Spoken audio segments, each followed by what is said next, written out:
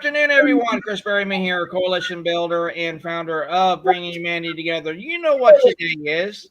It is Terrific Thursday, and you know what that means. It is Humanity Happy Hour. Yes, I am not Carla Fedigan. I am not her. But you're sure? I am sure. I am not Carla. But Carla is right now enjoying her great vacation time and her anniversary. So Jim and Carla, have a great time. Get some holes in ones. Play on the beach. Have a great time. We miss you. Stay safe. And we'll see you back on Tuesday with Share and Care. Again, this is one of the three open forums under the Bringing Humanity Together umbrella where people can discuss topics related to the workplace and humanity in the workplace in a very positive and constructive way. We want to know what the issues are out there that are facing people because it's our goal, our mission, our purpose to both work with employers and employees to bring humanity back into the workforce. And as always, we'll be going live every Tuesday, Wednesday, and Thursday, all at 3 o'clock Eastern Standard Time. Just remember, we have a 15-minute meet and greet from 2:45 to 3, and then we'll kick off the call at 3 o'clock. And as always, Miss Sandy hosts Sharing Care with Sandy on Tuesday. I host Conversations for Humanity on Wednesday, and Miss Carla will always host Humanity Happy Hour on Thursday. As you jump on, whether it be on our business page on Facebook, the LinkedIn Live, which is my personal page, and also on our YouTube channel, please let us know in the comment section where you're watching from. If you have any questions, comments, you want to join the live stream, we would love to have that great and engaging conversation with you today, because today is going to be open mic day. So you guys can be able to post your questions, comments, anything that you want to throw at us today. We will love to be able to answer you today. So it's basically, like they say in the radio business, open line. So you guys have a direct line to us, so you can access anything. So we'll be doing that today. And if you're watching this on the replay, be sure to comment with the hashtag replay, and also let us know if you would like to have a great and engaging conversation with you. So, Miss Sandy, how are you doing today? Oh, I'm fine. We've gone back. Hopefully it's not raining, because it's raining here. It's raining again, Chris. I mean, we had 2 nice days, and now we've got rain again. It's supposed to be nice, nicer tomorrow and Saturday, but it's going to be raining again on Sunday and Monday. I feel really sorry for all these people that are up in the interior of BC because they're so flooded out. There are people that are actually stuck up there because the highways are flooded. Yes, that's what Carla said to me yesterday. Oh, and some of them are washed out, so they can't get out of there. So they're stuck. And wow, it's a mess. It's an absolute mess. So they've actually contacted our prime minister, and he has sent some army troops in with helicopters and other vehicles to try and help people to cope with a lot of these things. On top of this, there are people who have been hurt because they got caught in the mudslides, and they found one dead person so far, but there's still people missing, so they might find other dead people, which is really sad.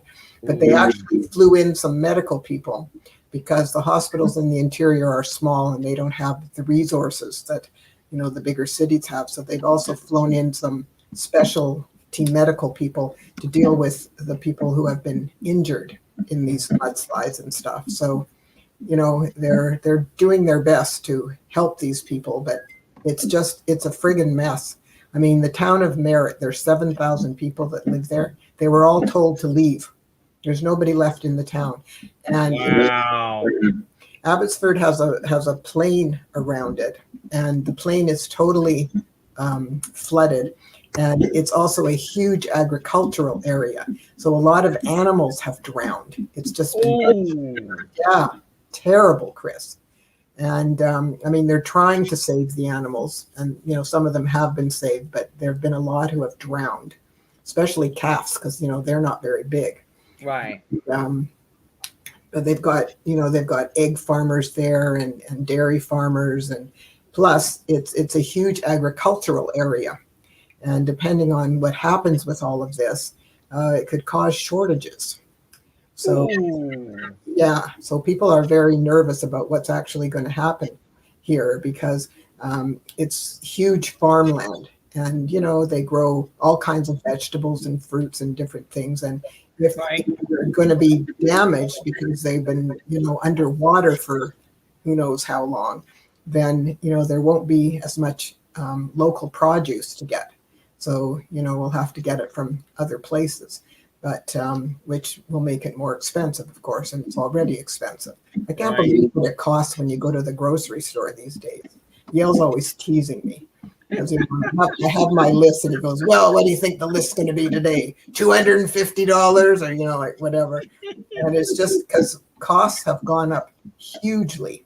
I mean, they're just inflation has gone up like, I don't know, by 5 or 6%, and I don't know how young families are managing, Chris. I mean, I feel sorry for them because the costs are just humongous, especially if you have boys, because boys are hollow.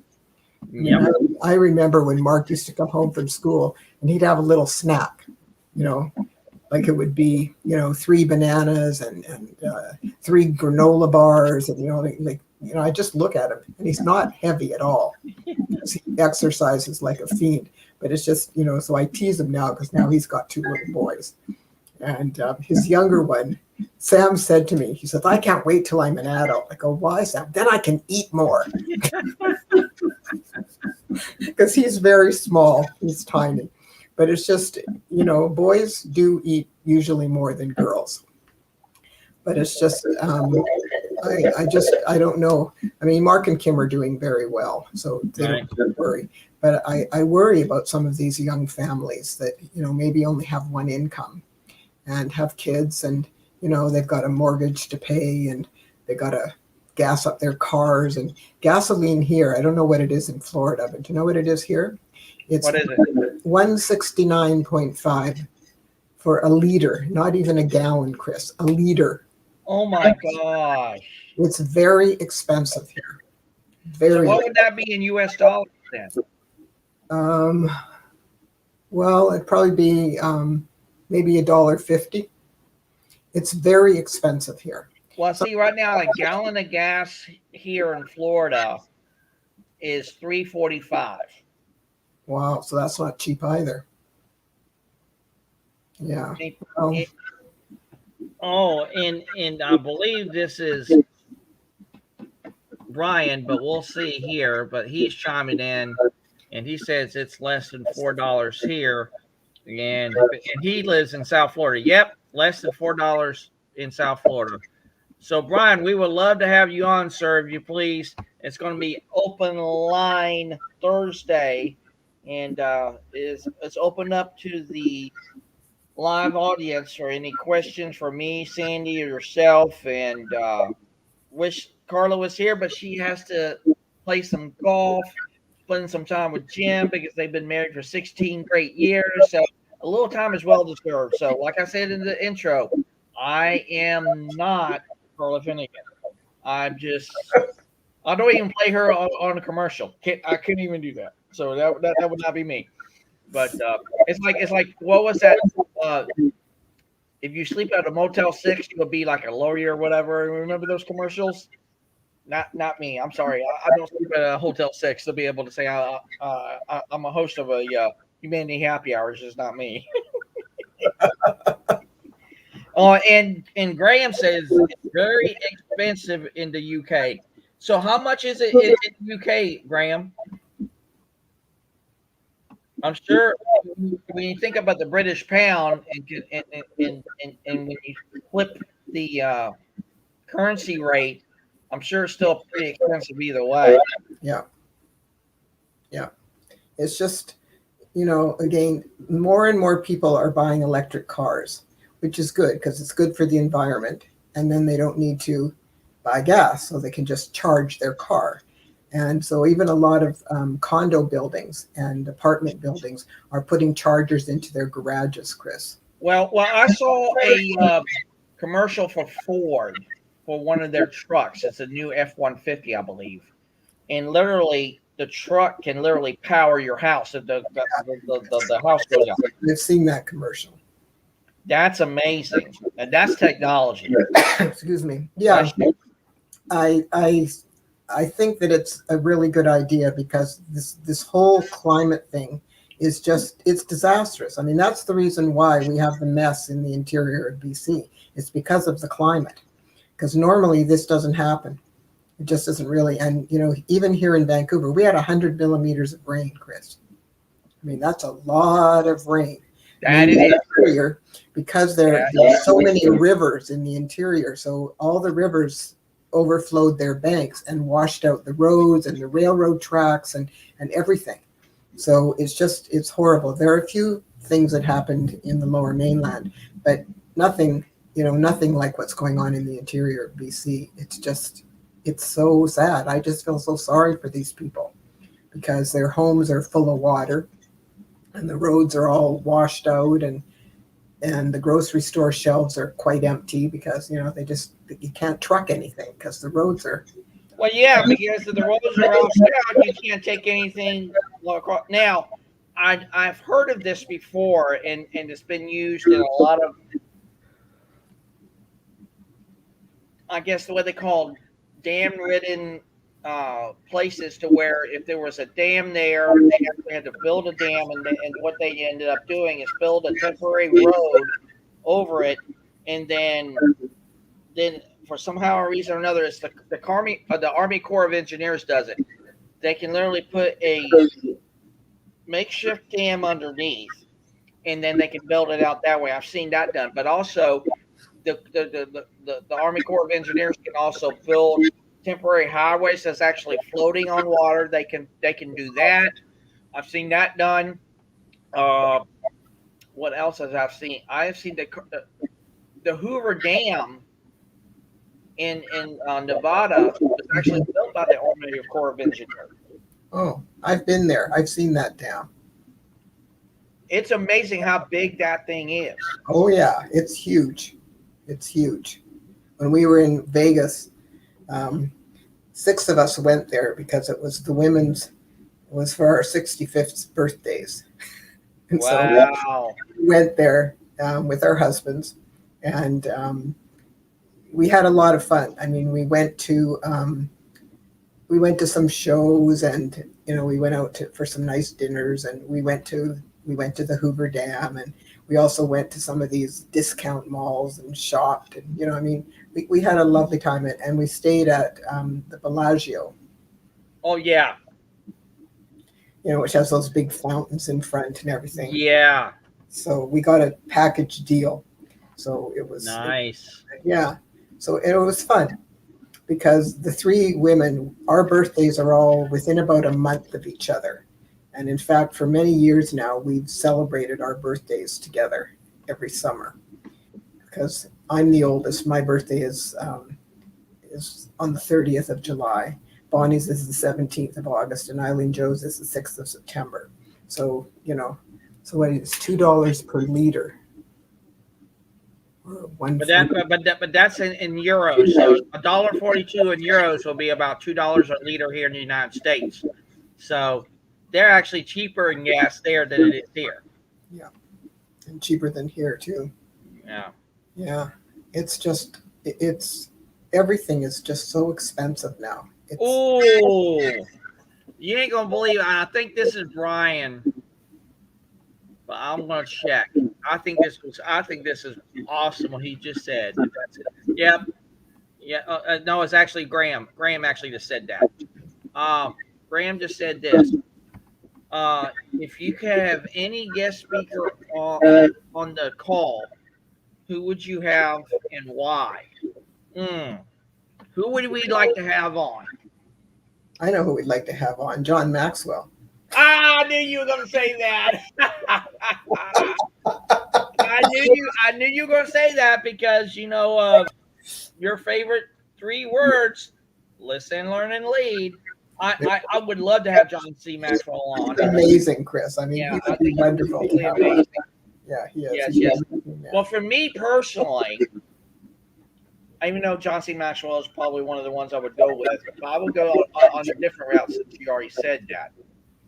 I would love to talk to Elon Musk. Oh, okay. He would just be phenomenal. I would love to have him on. I would. I think the guy's got a huge vision. huge purpose, not only with Tesla, but also what he's done now with SpaceX. And he really wants to do, so to speak. He is really wanting to put that out there. So for me, I would love to have Elon Musk. But like I said, I love Brian's thoughts. I would love to have Brian on here. Graham, I would still love to have you on here. You guys are great people. Um, Christopher Hitchens. So does that come from Brian? Let me make sure. I'm thinking that might be a Brian thing because I never heard Christopher Hitchens before. Yep, Brian said Christopher Hitchens. Now, Brian, you must share with us who Christopher Hitchens is. So, if you come on, sir, we would love to have you tell us who Christopher Hitchens is because I don't know what realm that he has expertise in or what he has done. That would be a good one to know and everything. Um, and some places in the U.S. are over. That's what I think he's responding back to Graham is Brian. There's some places in the U.S. over $5 to $6 a gallon, which is very high. That is true. That's absolutely true. So, Brian, I would love for you to come on and tell us what Christopher Hitchens does, and we would love to hear that. So, I'm going to open up to anybody else on the live stream today. What would you like to ask of me or Miss Sandy? Okay. So, Ryan just said he was a writer and speaker. Unfortunately, he's no longer alive. Okay. All right. Well, that would be, but see, that's the power of legacy. When you think about that, Brian, it's like what they have already done. It can live in infamy. It really can. It can go throughout space and time. And the great thing about the technology that we have already is we can have that digital record that can be that. I mean, a recording in history is going to be recorded one way or the other. It's always going to be there. But when you think in terms of what kind of impact people have made in their lives and maybe in the lives of others, and like I said, I was asked this question many, many, many, many years ago. It was on a interview that I did with Coffee with Piles years ago, and I have to probably dig it up. But I was asked if someone who was dead or alive, and I will share it on the live stream once I have to put it up. I said two different people, and I just got to figure out who I said. I remember that conversation because they asked who would be the one that you would like to talk to if they were alive, and the person if they were dead, who would you like to go back in time and actually have that conversation with them? So, oh my gosh. Psychic medium. Psychic medium. Oh, there you go. That is something. Yeah. I am not Miss Cleo either, so I can't. You don't have to dial 1-800 call Chris to get your psychic read for you today. I'm sorry, can't do that. It's not going to be done. But yeah, could try a psychic mediums. Ryan, if you can join, sir, please do. But I'm going to ask you, Sandy, what has been a big takeaway for you this week? I mean, if there was a couple of things that you could say, this is really has made my week really great. What was that for you so far? Well, I sort of liked learning about, the future language, talking instead of looking at the past all the time, because I think that's actually a really good point. Because people are always looking backwards, then they never go forwards. So yes, a lot of things are based on what we've done in the past, but it doesn't mean we can't look forward and try something new, something different, and we should. And I think that the more you look forward and move forward, the more you learn, and the better things can be. Because just because something worked in the past, 10 years ago, doesn't mean it's something we should still be doing. So, you look at technology that we have today. I mean, if we didn't have the technology that we have today throughout this pandemic, it would have been even worse than it is. Right. Because based this way, like I told you, we Skype with our grandsons pretty much every Sunday. Right. I told you that I said to the younger one, Sam, we haven't seen you guys for 2 years. So he looks at me and he goes, we see you every Sunday on Skype. So I said to him, yeah, but I don't get my hugs and I don't get to do things with you. And so it's nice that I can see you and talk to you, but it's not the same. So he got this really sad look on his face, Chris, and he goes, I miss you too. He's a very sweet little boy.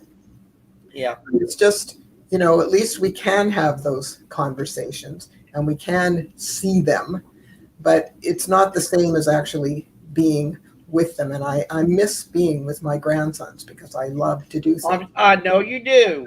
I know you do. So, but I'm hoping that things are going to be better by the spring so that we can go there. And definitely, whether it's better or not, we're going to have to go there next October because it's Jack's bar mitzvah and I'm not missing that. So yeah, the bar mitzvah is a big thing, isn't it?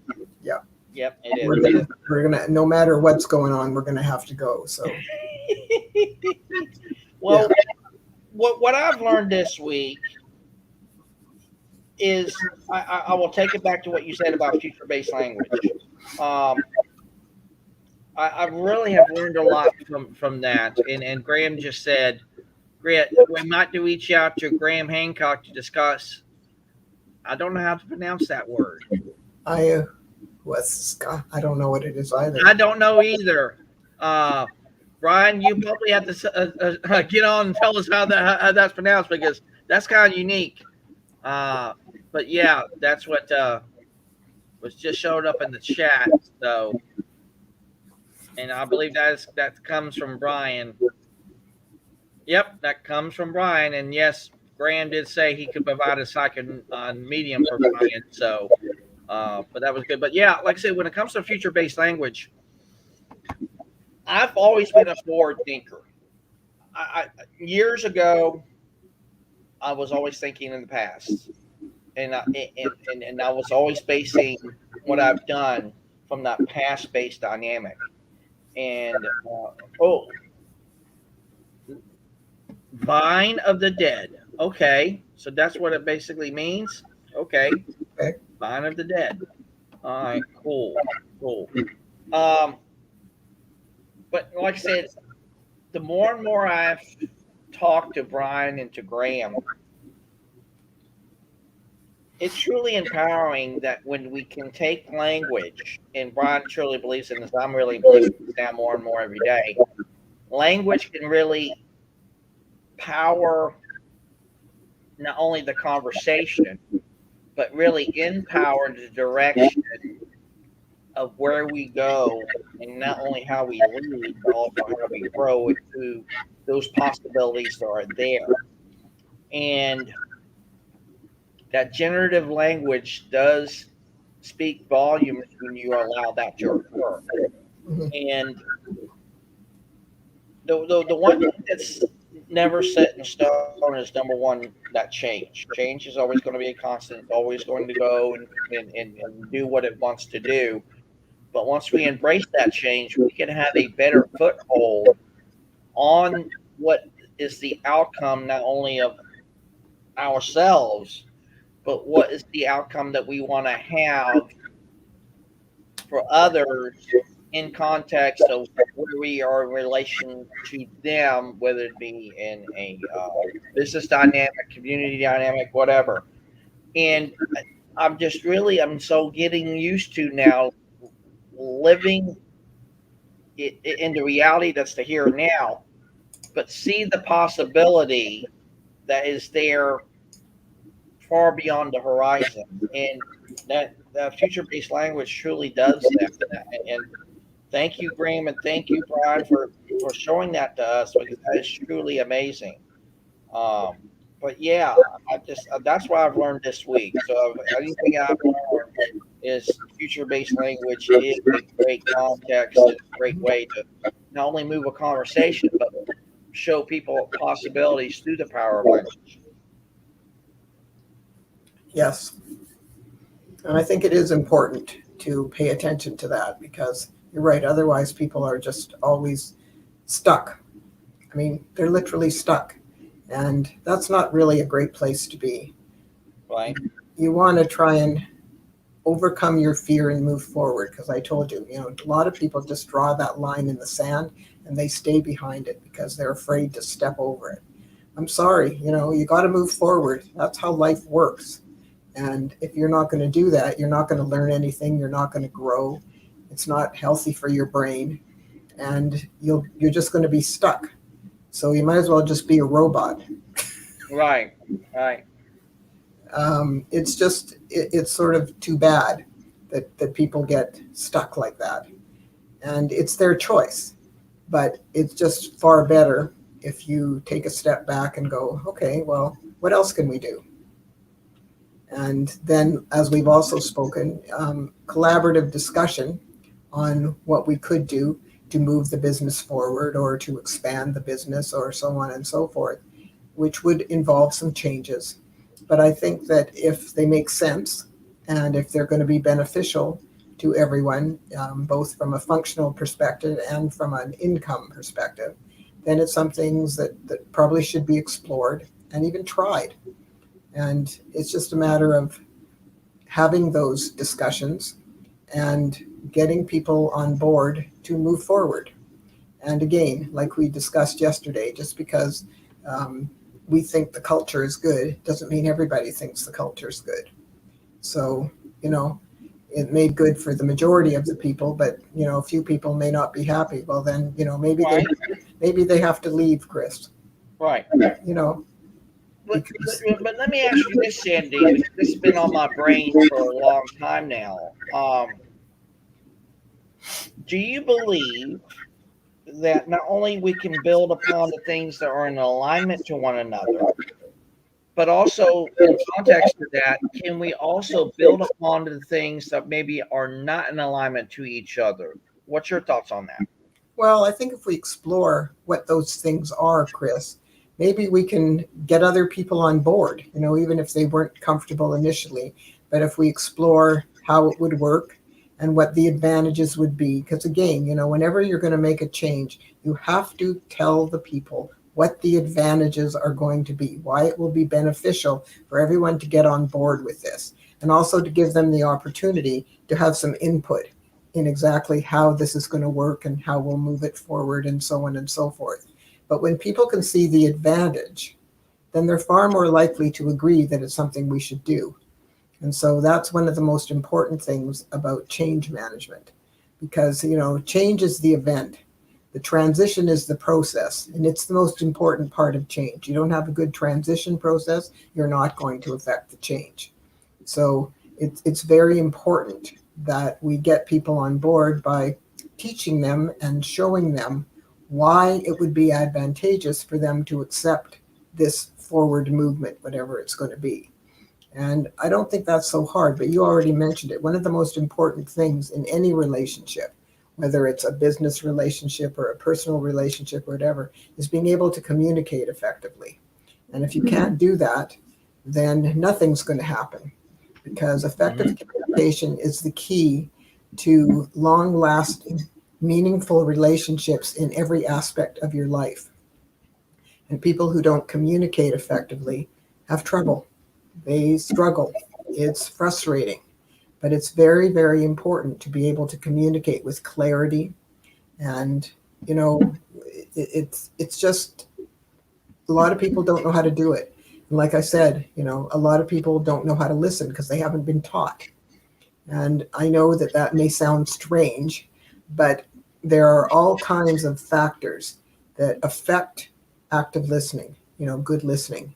And if you don't know what those are, then you're going to run into those issues and you're not going to be able to focus and listen the way you need to. And that's why things get missed. That's why there's confusion and miscommunication and disappointment and resentment, because the communication wasn't clear. And, if that happens, then we have problems, nothing but problems. So it's very important to be clear and to, as I mentioned before, get some feedback, and don't ask someone if they understood you, because they're always going to say yes. Ask them, what do you think I expect of you?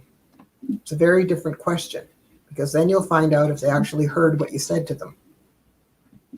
And there's so many things that can interfere with listening, all kinds of distractions. Maybe the person is tired. Maybe they're hungry. Maybe they're not feeling well. Maybe they have a problem of their own that they're mulling over. They've got a sick kid, or they've got a parent that's got Alzheimer's, or, it doesn't matter what it is, but you don't know because you're not in their head.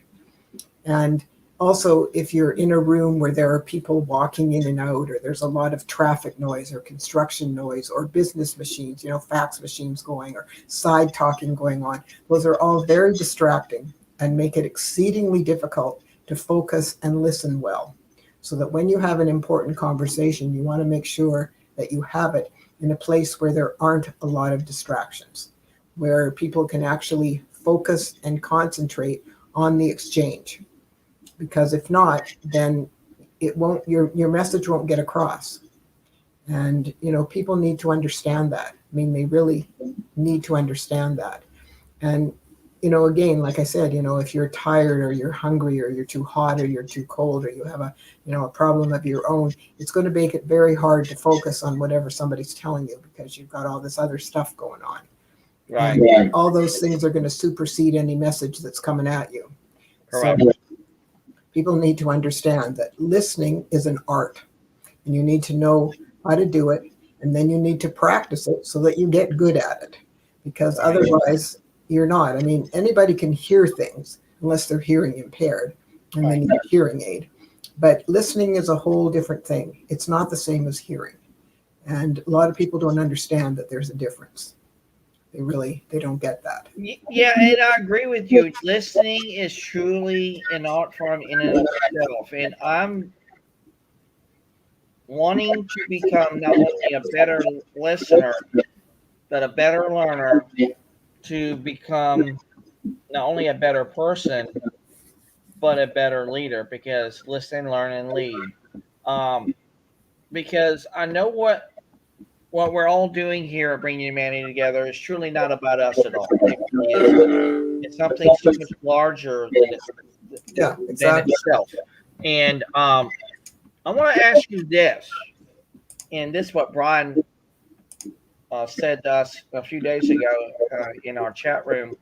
And he said this, and I want to get your thoughts on it.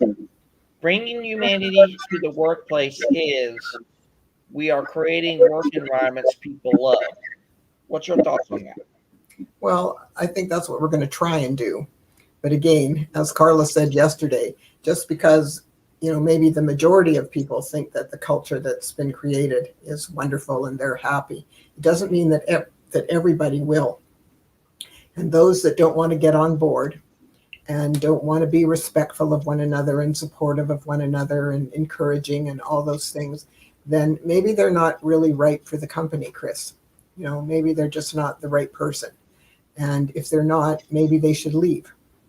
Because, if you want to build and maintain a culture that is respectful and encouraging and supportive and acknowledging, then everybody needs to be on board, and we all need to be treating each other in that manner. And if we are, then we're going to have good work, and we're going to have good outcomes, and people actually will be happy. And happy people are more creative, they're more productive, and usually, as I've also mentioned, being happy enhances your immune system, so they're sick less often. And because when somebody's away, their load of work needs to be shared by the rest of us, so it becomes a burden. And it's a matter of looking at, how can we keep people healthy? How can we keep them productive and efficient and creative and all the things that make them into good employees and that will make them happy? Because, if they're working well, their self-esteem rises and their self-confidence rises, which is also going to help them to work better. And so it's a win-win all the way around. But if they hate coming to work, then they're not going to work that well. And we don't want people in the organization who hate their job. I mean, it's just, first of all, it's not a good way to live. And secondly, they're not going to be a good team player. Right. And, when you have a group of people working together in an organization, they have to be a good team player, which means that they have to help out and they have to support each other. They have to be nice to each other. I mean, again, don't you want to have fun at work? I mean, Right. don't we? I mean, our lives are too short not to enjoy them, Chris. And if you hate your job, for adults, we spend more time at work than we spend anywhere else. And if we Right. hate our job, it actually means that we hate our life. And that's a pretty sad statement. So, and our lives are, in the big scheme of things, that's your life. So, if you don't enjoy it, you missed it. You just missed it. I mean, one of the things during this pandemic that's been kind of frightening, if you will, is there have been a lot of separations and divorces, because what people have found, couples, is that, when they're both working their jobs and they're not together that much, it's fine. But all of a sudden they're spending a lot of time together and they're discovering they're not that compatible. And they don't like each other that much. So it's kind of interesting. I mean, one of the things that Yale and I have discovered, because we have a lot of things in common and we've always had fun. I actually like the fact that we have more time to spend together now, because we're having so much fun and, just whatever. And, I look forward to him coming home for lunch and making lunch for him and cleaning up together afterwards, which is what we do. And on nice days, before it got so cold, we would go out for a walk. And, I mean, we do lots of things together. Saturday, we're going out for dinner with friends, but we're also going to an art gallery that has a show on that he wants to see. So I said, sure, let's go. Nice. So well, we just got a comment, and I believe it's from Graham, and Graham just said this. Just thinking that Chris made an interesting point about working with people where there isn't an alignment. How would this work? Well, the way I would have it work, Graham, is this. Number one, I recognize what people are bringing to the table each and every single day. It's like what Brian has taught me so well in. Our day-to-day will change day to day. It's always going to be that constant change. So what we did yesterday is going to be probably something totally different than what it is today or what it will be tomorrow. But I understand even the very values people bring to the table each and every single day, those very values are going to change day to day as well. I recognize as such. So by doing that, the things that are in alignment to whether to be an organization's missions and values, mission statement, vision statement, whatever that might be, I can literally take out the things that aren't in alignment to that and even relevant to me, and it's almost like connecting the dots. So if you have an organization's values, you have my values, and let's say Sandy's values. How's all that interconnected? How does that all work? Well, we got to come down to one nexus point. What are the things that are the invaluable truths that we can hold dear to us? It's like we all want to be heard. We all want to be loved. We all want to end up being respectful to each other. There's some inalienable truths that we actually stand by and take that stand on. And there's other things I also recognize, Graham, that there may not be that alignment in and of itself, that they can probably agree to disagree on a person's value or a company's value or whatever that may show up to them as. And I recognize that and I honor that. And the way I do that is I keep it in an open kind of dynamic. Well, why is you value system X, X, and X that's not in alignment with X, X, and X? Why does that show up to you that way? How does that occur? And by the more you probe into that, and if they allow you to do that with, that's a great segue to even probably not only meet them where they're at, even more so, but you can really understand what they are wanting to do from that non-alignment standpoint. And if they can maybe on their path, on their journey, not only on their human development journey, but also on their journey in the business dynamic, then they can see that path more clearly, because once they understand the things that may not be in alignment from me to them or from the organization to them, they can say, hey, I can work in this kind of dynamic. This is what works good for me. This is how I work in relevance to X, X, and X, whatever that might be. And that's the way I have that show up to me in that way.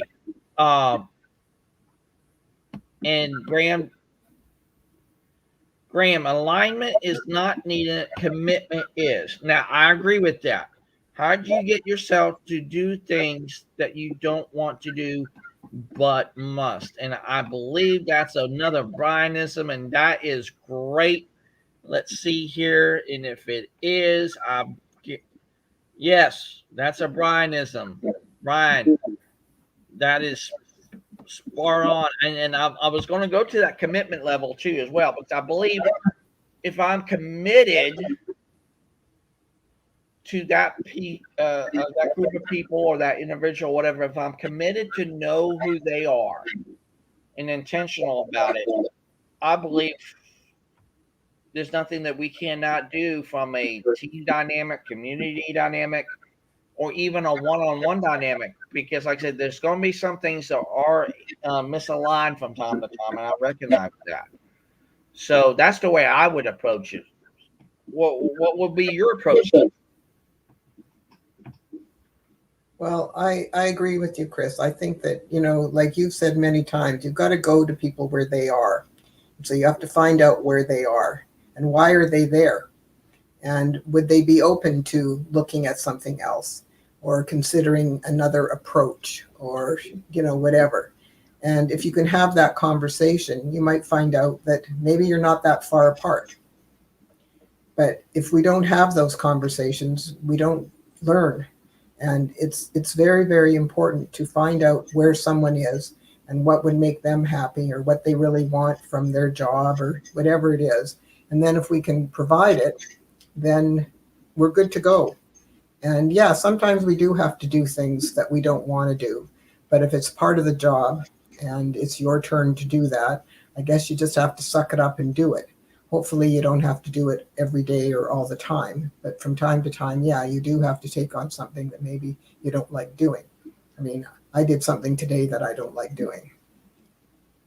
Well, what was that? Well, Yale puts the garbage out, okay? But by the time he gets home, everything would be soaking wet. So I went out there and I put the two containers, like the glass container and the other container, in the garage. And I brought the two bags that we keep in the house, one for newsprint and the other for paper stuff.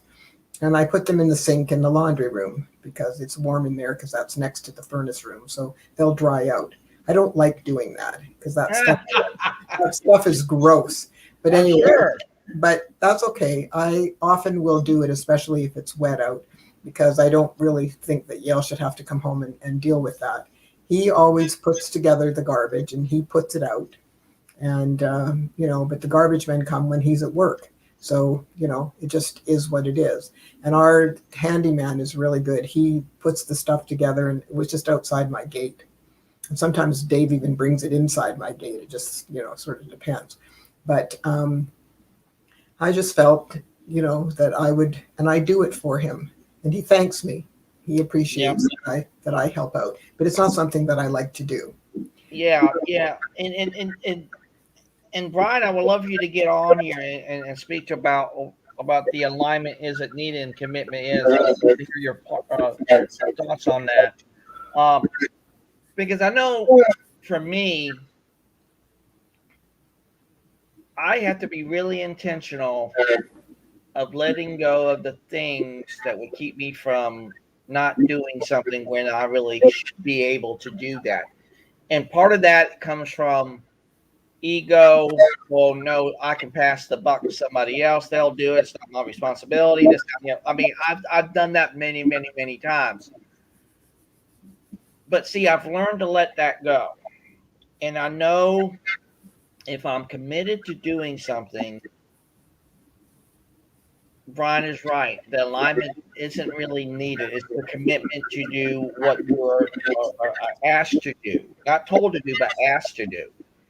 And if it's going to be a benefit to you, and it's going to be a benefit to the team, and it's going to be a benefit to, let's say, the end result, which will be a client or a guest or whatever the case may be, then it goes right back to what I truly believe, and we all believe here is a great thing, which is doing the right thing is the right thing to do because you can't go wrong with right. And um, sometimes we just have to, like I said, put some of those kind of things aside to do it because it needs to get done. And I recognize that. And there's things I hate to do at home every day. I hate doing dishes. I hate it with a passion. Even though because I do it at work. I wash dishes for a living. I don't want to do it anymore at home. But that's why they have dishwashers. Thank the Lord for that, you know. But I just know there's some things that I just have to suck it up and just do it. Get it done. If you get it done now, you don't have to do it later. Just be done with it. I've learned that from my father, in fact, and I think that's a great way to look at things because the more you let it sit there, it's going to fester, end up being an eyesore. Then you're like, oh God, now I got to do it anyway. So I should have done it 3 days ago, But I've like I said, the more I've been listening to Brian and Graham and talking with them, I see more clearly now that, like I said, commitment goes into a lot of other different dynamics, whether to be in business or anything else. And and I believe that commitment comes to that clarity as well, because, like I've said before in many calls, movement can start that process to clarity. It becomes clarity, but also commitment to that movement also has clarity with it. Well, and I think, again, to come back to Yale and me, I mean, in this household, Yale doesn't cook. I mean, he really doesn't. He will heat up the lunch because, the soup's in the microwave. He'll turn that on. The bagel's in the toaster oven. He'll toast it, whatever. But I do most of the cooking. I mean, that's just how it is. But Yale is very happy to clean up, and I even help him with that. Like, he washes, I dry, Yep. Stuff away. And sometimes I wash, it just sort of depends. But mostly he washes up. And when I've had dinner parties and he's in the kitchen busy washing up, sometimes my girlfriends will say to me, does he hire out?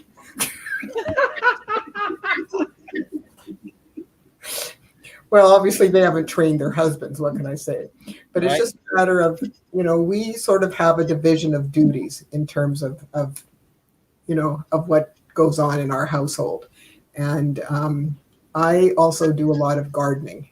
Yale's not keen on gardening, but sometimes I make him help me. But I like to have a nice garden. I like to have it weeded and, everything cleaned up and so on. And we have an internal garden here. I've got an atrium in the middle of my house. So we have a ivy going up the wall, and we've got planters. Oh, nice. And we've got sculptures in the garden, and, it's nice. But lately, because of all the wind, the whole floor of the atrium was full of leaves, and I was concerned that the drain in there was going to get covered, and with all this rain, we were going to have a problem. So I went in there and cleaned up all the leaves. So when Yale came home, he said, you went in there and you cleaned the leaves, didn't you? I said, yeah, because I was worried about it. And I do the same thing on our roof over our den, because the roofs here are flat, and we have one drain on that roof, only one. Wow. So that has to be kept clean. Dave's pretty good because he usually checks it, and he's got a blower and he'll blow things. But sometimes he's not around, and he's not around on the weekends. And so I check it all the time, and I keep it as clean as I possibly can so that the water will drain off the roof. And what I do, it's screwed into a little bar down there. So I take the whole thing off and I clean all around it, and I clean the little top thing, which is metal. And I even, because sometimes stuff gets down inside too, and then it's going to clog the whole thing. So, it's pine needles and, stuff like that. So I clean it all out and I take it away. And that way we know that on days like what we had lately, that the roof will drain because there's nothing stopping it from draining there. And like the eaves, those need to be cleaned too. But we've got one of those, that leaf guard thing. I've got one on my the leaf fitter. Yeah. Yeah. And it's really easy to clean because there are leaves on it now. So on the weekend, when it gets nice again, we have a ladder in the atrium. Yale and I will go out there. I get up on the ladder. He doesn't. He just holds the ladder for me. And I will clean the leaves off the top of it just so that it will continue to. I mean, it's not totally covered, but it needs to be cleaned. Right. So, these are things that, it just helps things work better. And I hate stuff that doesn't work, Chris. I know. Stuff that doesn't work. I agree. So, I'm going to go to Graham's comment that was from Brian's comment here. It says about alignment isn't needed, commitment is. How do you get yourself to do things that you don't want to do but must? And Graham replied, that is challenging, Brian. It can sometimes be challenging to do things we want to do. And you're right, Graham. That it will be challenging. But see, sometimes within the challenge, there could be the dynamic that lays out that you could say, hey, this is going to be, you get into that mindset sometimes, oh gosh, I don't want to do this. But then once you do it and you really say, okay, it's done, it's out of the way, you get so much positive out of that. You can say, hey, it's just like when I started getting all my business licenses and all that kind of stuff for bringing humanity together, I was thinking to myself, this is going to be a pain in the neck. I don't know how am I going to do all this. I mean, I'm thinking to myself, and the way they word things to be able to do certain things, I'm thinking, I'm scratching my head. I'm like, what does that mean? And then I kind of found out and did some research, and it's like, it was just that simple. They just put it in legal mumbo jumbo talk. And I'm like, why can't they just say it simply that way? But when I ended up getting on the licensing and all that kind of stuff, I'm thinking to myself, that was actually not as hard as I thought. And see, I made it out to be more than what it was. But see, I'm so visual with things. So when I see things that are worded in a certain way, and I forget what the wording was about on one particular thing about one of the licenses.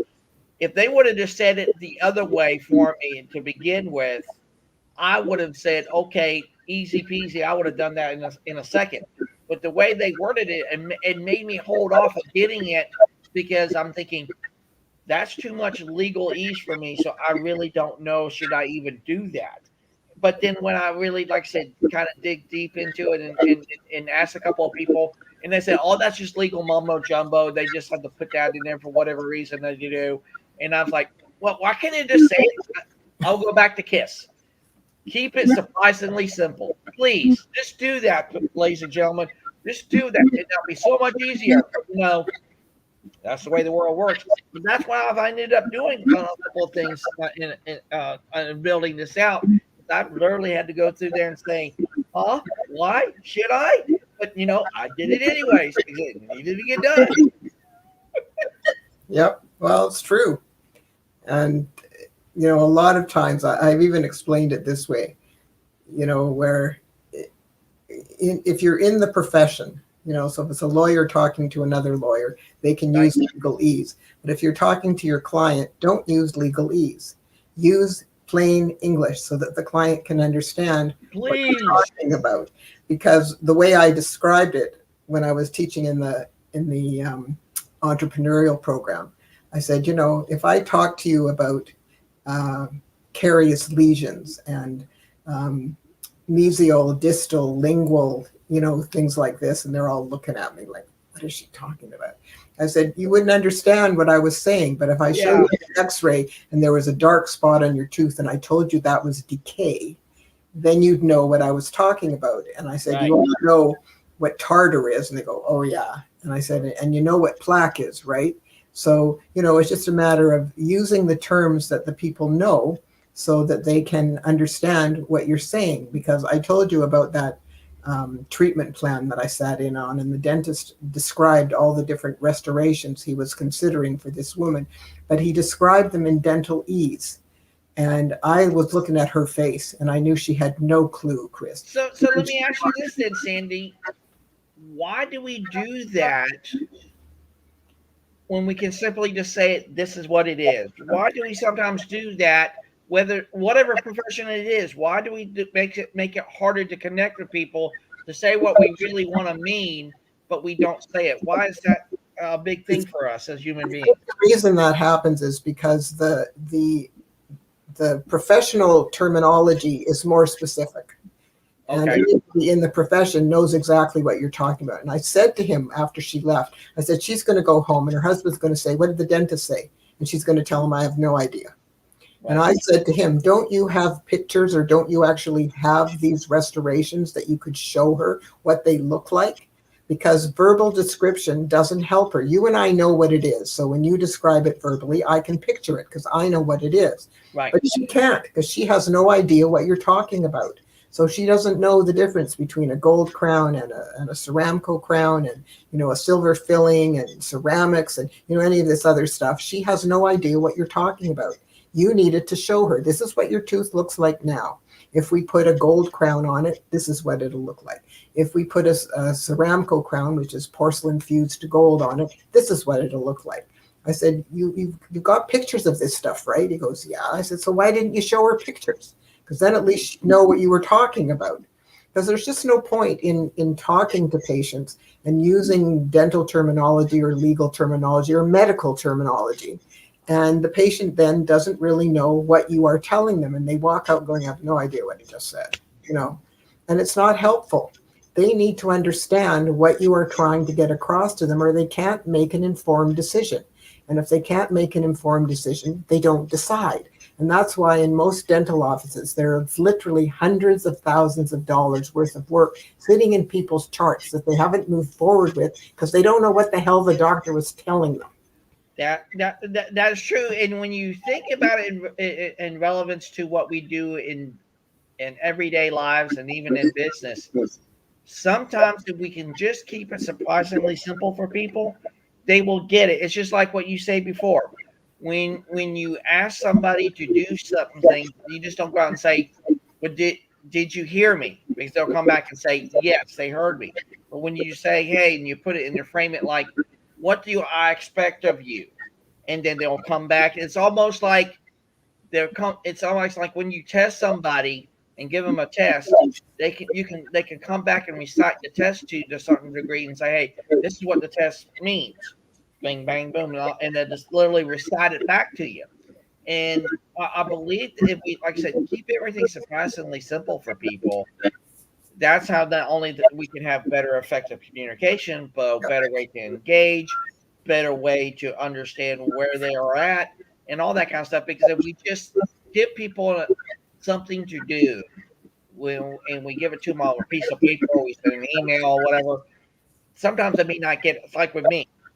I'd rather talk to somebody live and in person. This is what I like to be able to do. This is what I want to get out of it. Bing, bang, boom. Some people are not that way. They like just to read it off an email or something like that. That's how they get it. That's what makes humanity so unique. We have different ways of doing things. But I just don't know why we do that to ourselves on a grand scale that we can't just say we mean and why we want that to be done. Well, and also you can ask a person if they would like a hard copy of what you just explained to them, or, whatever. What would they prefer? What works better for them? I mean, it's another simple part of effective communication, really, Chris, is finding out what does the person want? What do they need? What works for them? And if we can find that out, we have a far better chance of getting what we want, and everybody's going to be happy, because otherwise it doesn't work. And, people like to have a hard copy. Like supporter type personalities want everybody to be happy, but they need very clear direction on what they're supposed to be doing. Otherwise, they they don't know what to do, and they feel bad because they're probably not going to do it right, and people are going to be angry with them, and that sort of thing. So they need to have step-by-step instructions, and it's probably better to write it out and give them a hard copy and ask them if they have any questions from the hard copy. And if they do, then you have the opportunity to fix it right away. And it's just a matter of how are you communicating with people? How are you getting your message across to them, or are you not? And if you're not effective as a communicator, then there's going to be a lot of miscommunication and confusion, and that results in resentment and disappointment and a lot of stress. Who needs that? Correct. Well, see, I was even on the Clubhouse call this morning before I went to work, and one of the topics that we were talking about is how to train people better. How do we do that? And I got on and I said, to be honest with you, there should be no one way of really training people. There can be multiple paths to that. And when you keep it open and engaging with people to such an extent, there's going to be those people who are those visual learners. They just pick it up once they see it, bam, they go off and they run to the out into the sunset with it. They're those people, if you give them a piece of paper or a document syllabus, they'll get it right then and there. Bing, bang, boom. They're done. But then also there's those people who are visual and they get it, but they also have that, they have to have that component of, okay, if I read it and then I'm seeing it, but then also when I put it in context with the hearing the dynamic, that I'm actually literally doing all three all at once, then I get that. And I fall in that category to a certain degree. I'm very visual, but I really get more when I actually am the hands-on. Now, if you just tell me to read this particular thing, and then say, did you get all this? I'll be like, I only got part of it, because like that's just the way my brain works. Well, and that's why you have to find out what works for people, Chris, because otherwise, it's not going to be a successful outcome. And that's why you have to ask people, what works for you? What will make this easier for you to understand so that you can actually do it? And yeah, some people are hands-on learners. Some people are visual learners. Some people learn better, just by hearing things or by taking a list and doing it, whatever. It doesn't matter. But you have to find out what works for the people that you are working with so that you can make sure that they are clear on what is expected of them. Because otherwise there's going to be, as I said, confusion and miscommunication and resentment and disappointment, and we're not going to accomplish what we need to get accomplished. And that's why you have to find out what works for these different people. Right. And if you can do that and then communicate it in a way that works for them, then there won't be a problem. There just won't be. But you have to find out, how that works. And that's why when I was, grading the students on their ability to deliver home care instructions to their patients, I never looked at the student. I always positioned myself so I could look at the patient to see if they were actually taking this in. Right. Whatever. And I told you about the gal who was working on her dad. And I said, your dad's not listening to you. And he looks at me and goes, how did you know that? I said, I've been married for over 40 years. I know that look. You're in your nothing box and you're not listening to your daughter. So he just couldn't believe it. Yeah. Said, you've got to give him this message according to his heart problem, because then he's going to pay attention. Right. Said, you know about my heart problem. I said, I read your chart. Exactly. And what you have to understand is if you're not taking good care of your mouth, you could put your heart at risk.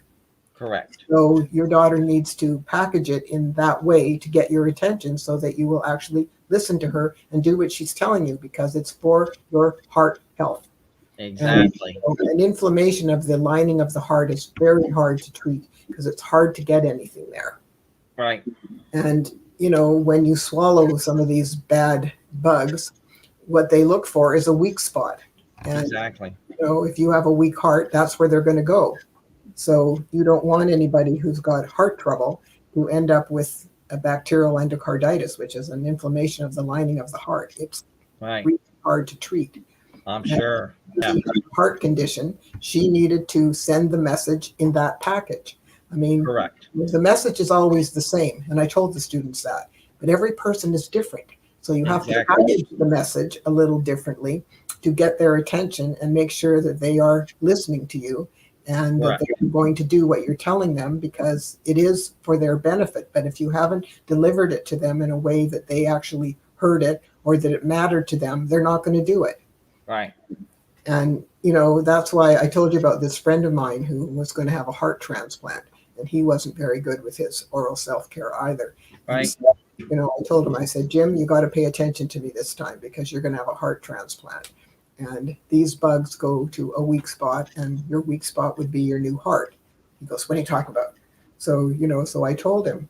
So then I told you also that a couple days later, his wife phoned me. What on earth did you say to Jim? He's been brushing and flossing like a fiend. I said, oh, I'm so glad to hear that, Judy. So, you know, I finally got his attention, Chris, because I never was able to get it before. He just didn't care. But now all of a sudden he cared. And so it's a matter of figuring out what matters to people so that you can get their attention and get this across. Create an intention or commitment. Assess your behaviors and actions in light of your commitment. When you notice yourself going away for whatever reason, simply bring yourself back to your commitment or your intention. Okay, fair enough. And that comes from Brian, because see, this is what Graham said to Brian. What is the best way to play the game of commitment? And that was his answer. I actually like that, because if you can bring yourself back to your commitment and or intention, you have to start from that place to begin with anyways. You just can't move into something saying I'm doing something and you're not intending to do it. You're just there just to do it. I mean, that becomes the very definition of a robotic nature. Yeah. And everything, you know. It's not good. And then that's what was Graham's response to that. So, well, it is. It's a matter of stepping back and figuring out how you can get yourself, you know, to do what you need to do. And, you know, some people just procrastinate and don't bother and don't think it's really important. And so they don't accomplish much in their life, Chris. They really don't. And, you know, I think all human beings have the possibility of being productive and being creative and, you know, all those kinds of things. But if you don't push yourself or examine yourself or, you know, make a commitment with intention to yourself, then none of that stuff happens. And I think, again, so people miss opportunities. They miss the chance to be better and to do things well and, you know, so on and so forth. And I think it's a shame. I really do. But, you know, some people, I mean, I think partly because I'm a hygienist, I'm a perfectionist. Because, you know, you got to scale all that stuff off their teeth and, you know, you got to make the roots smooth and like all this stuff that you have to do. And so I'm kind of a perfectionist, and so is my son, which is kind of interesting. Mark is also a perfectionist. And fortunately, Yale's pretty neat. Like he, you know, puts things away and he likes things to be clean and so on and so forth. So, you know, I don't really have a problem with him. But, you know, there's lots of other people that are just, excuse me, slobby.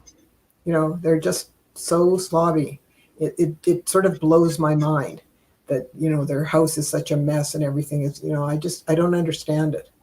Once, like my counters in my kitchen, they're very clear. Okay, I have a couple of appliances on the counter, but that's it.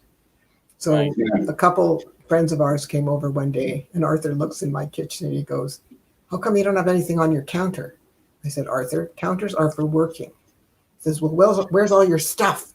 I said, all my stuff is put away in drawers and cupboards. When I need it, I take it out. Otherwise, it's put away because I don't need all that stuff out there all the time, because then I have nowhere to work. So he laughed. He thought that was really amusing. Right. In their house, they have literally no counter space because they have everything out on the counter. I mean, I've got a Cuisinart. I don't use the Cuisinart every day. It's in a drawer. I have a Mixmaster. I don't have the Mixmaster out because I don't use it that often. And, you know, just different things. What I have on the counter is a coffee maker.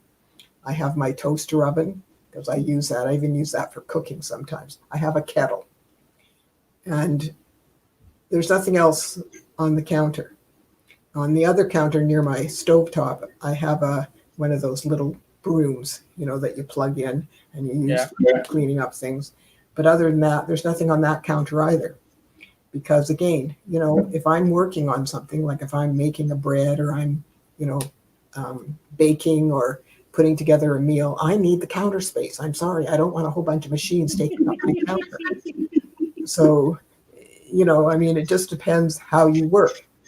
And I just don't feel that those machines need to be out there all the time. I don't use them every day. So Exactly. what do I need it out there for?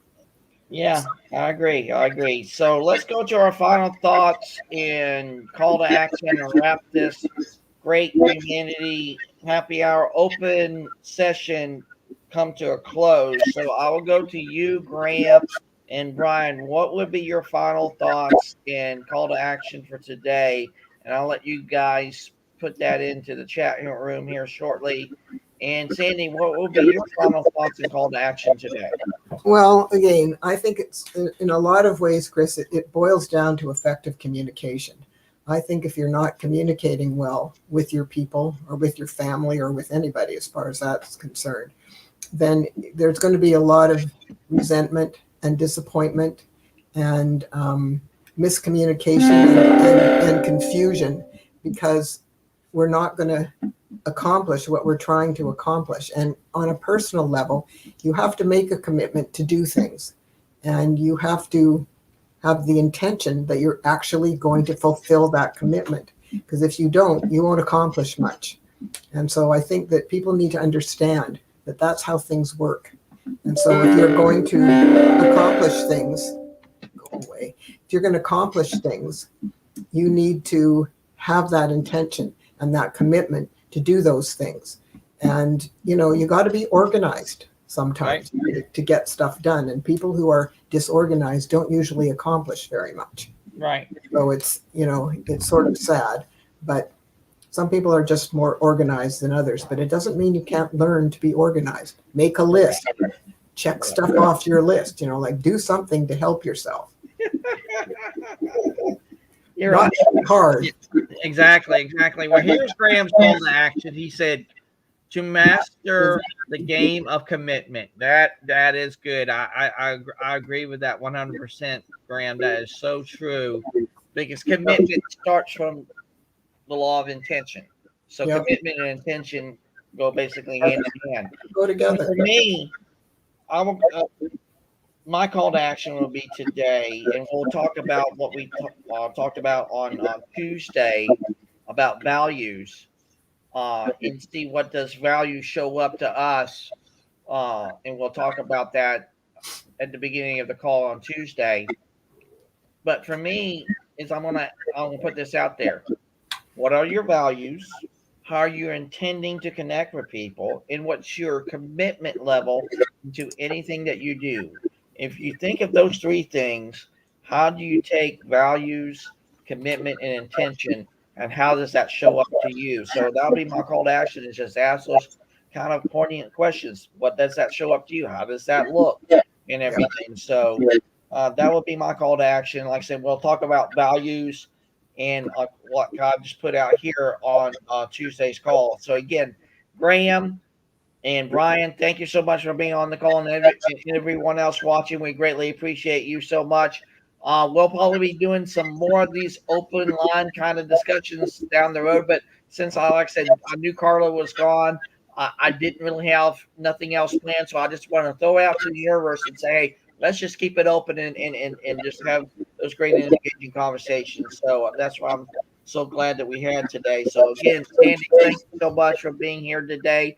Greatly appreciate you. And again, Carla and Jim, have a great anniversary getaway weekend. Like I said, hopefully you get some holes in ones, play on the beach, and everything like that. Can't wait to see some more of those pictures. So I'm sure the pictures will be coming. So again, enjoy yourself. Well deserved. Congratulations on 16 great years together. We miss you. And we'll see you, everyone, on Share and Care with Sandy on Tuesday. You guys have a great day. Make it your day. And we'll see you soon. Thanks, Chris. Have a great evening. All right, you too.